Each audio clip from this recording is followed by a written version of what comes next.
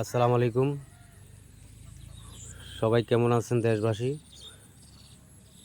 আসলে আজকে খুবই মনোকষ্ট নিয়ে ভিডিও করতে আসছি। আমরা আসলে কৃষক, আমরা রাজনীতি করি না, রাজনীতি করতেও চাই না। আর সত্য কথা বলতে গেলে যেহেতু ব্যবসা বাণিজ্য করি, ব্যবসার মধ্যে আঘাত আসতে পারে, যে কোনো মানুষের গায়ে লাগে, এই জন্য আমরা কিছু সত্য কথা বলতে পারি না।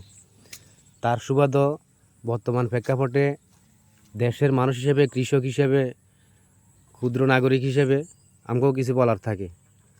এই সুবাদে আমি ছোট্ট একটা ভিডিও বানাইতেছি এই কারণেই যে আমরা তো এই ধরনের দেশ চাই নাই, যে দেশ চাঁদাবাজির জন্য মানুষ নিজের জান দিতে হবে এটা চাঁদা টাকার জন্য, যে দেশে চাঁদার জন্য মা বোনের ইজ্জত হারাইতে হবে, ওই দেশ তো আমরা চাই নাই।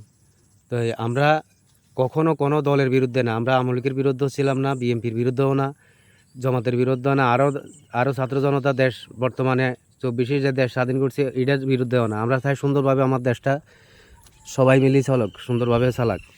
কিন্তু বর্তমান প্রেক্ষাপটে যে দৃশ্যগুলো আমরা খবরের কাগজ খুললে দেখতে পাইতেছি, নিউজ সোশ্যাল মিডিয়ার কল্যাণে দেখতে পাইতেছি, এগুলা দেখার পরে গা শিহরিয়ে ওঠে।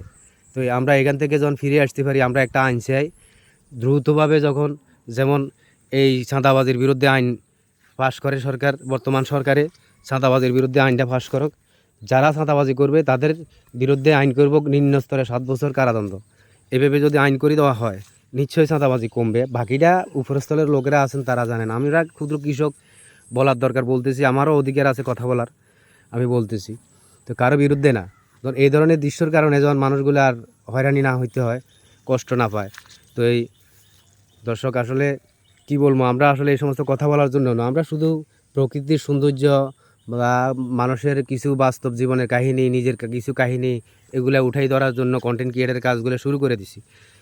বা সাংবাদিকতা করি আছে, তবে আমরা সাংবাদিকতার দিকেও যাই না। সত্য কথা বললো, যেহেতু গ্রামে থাকি, গ্রামের ব্যবসা বাণিজ্যের সাথে জড়িত আছি, আমি টার্গেটে পড়ে যাই। তো এই জন্য আমরা কিছু সত্য কথা জানিও না জানার মাঝে চলতেছি।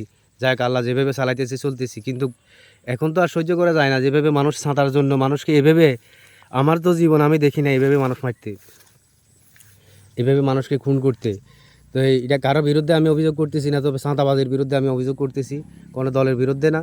তো আল্লাহ আমাদেরকে হেফাজত করুন। আমরা সবাই মানুষ হিসেবে কারোর সাথে যেন জুলুম না করি, কেউ কারো আত্মসাৎ না করি, কারো টাকা পয়সা, কারো ইজ্জত সম্মান সব কিছু মিলে আমরা মানুষ। আমরা তো আল্লাহর কাছে যাইতে হবে নাকি?